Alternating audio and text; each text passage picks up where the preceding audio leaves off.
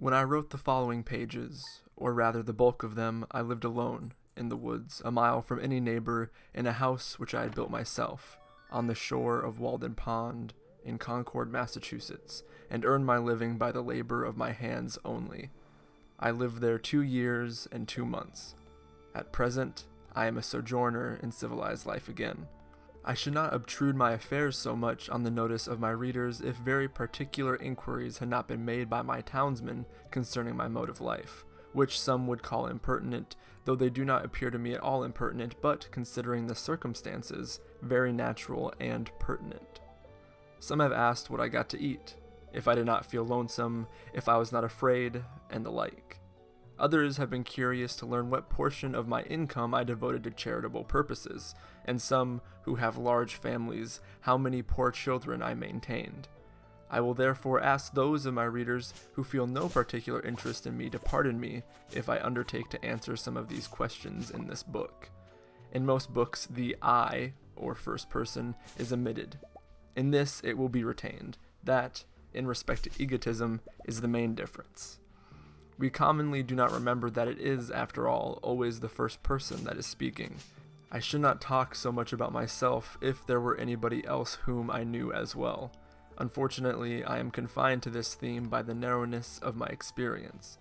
Moreover, I, on my side, require of every writer, first or last, a simple and sincere account of his own life, and not merely what he has heard of other men's lives. Some such account as he would send to his kindred from a distant land, for if he has lived sincerely, it must have been in a distant land to me. Perhaps these pages are more particularly addressed to poor students. As for the rest of my readers, they will accept such portions as apply to them. I trust that none will stretch the seams in putting on the coat, for it may do good service to him whom it fits.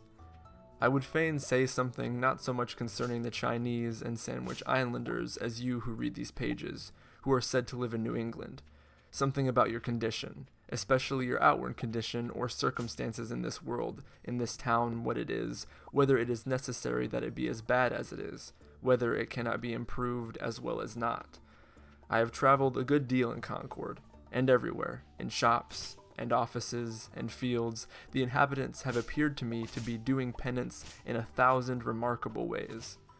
What I have heard of Brahmins sitting exposed to 4 fires and looking in the face of the sun, or hanging suspended with their heads downward over flames, or looking at the heavens over their shoulder, quote, until it becomes impossible for them to resume their natural position, while from the twist of the neck nothing but liquids can pass into the stomach, end quote.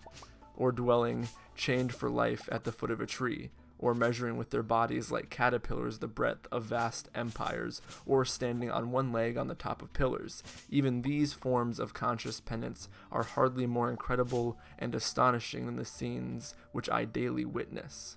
The 12 labors of Hercules were trifling in comparison with those which my neighbors have undertaken, for they were only 12 and had an end. But I could never see that these men slew or captured any monster or finished any labor.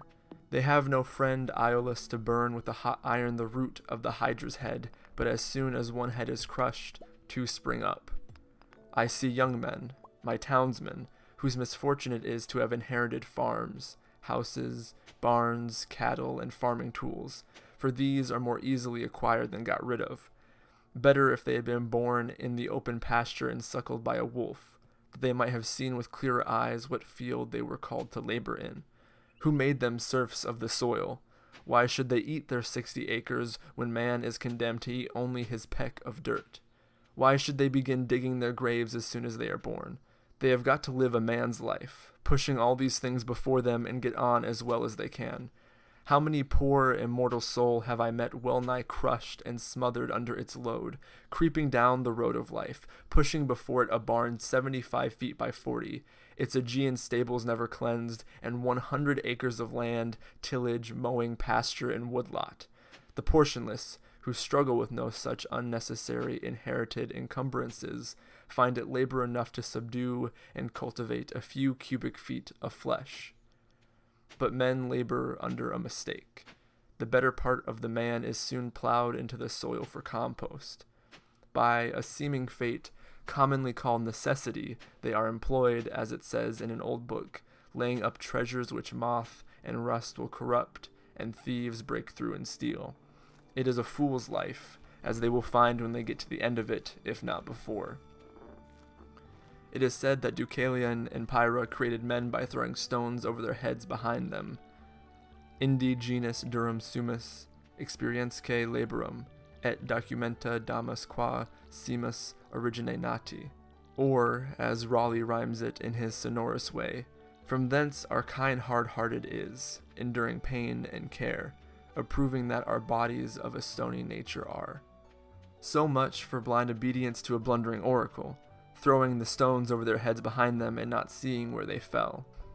Most men, even in this comparatively free country, through mere ignorance and mistake, are so occupied with the facetious cares and superfluously coarse labors of life that its finer fruits cannot be plucked by them. Their fingers, from excessive toil, are too clumsy and tremble too much for that.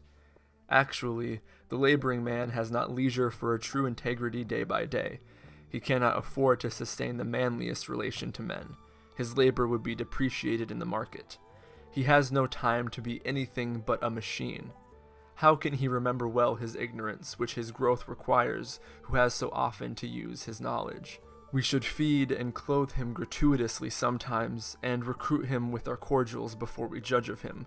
The finest qualities of our nature, like the bloom on fruits, can be preserved only by the most delicate handling. Yet we do not treat ourselves nor one another thus tenderly.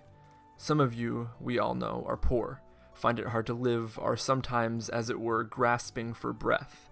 I have no doubt that some of you who read this book are unable to pay for all the dinners which you have actually eaten, or for the coats and shoes which are fast wearing or are already worn out, and have come to this page to spend borrowed or stolen time, robbing your creditors of an hour.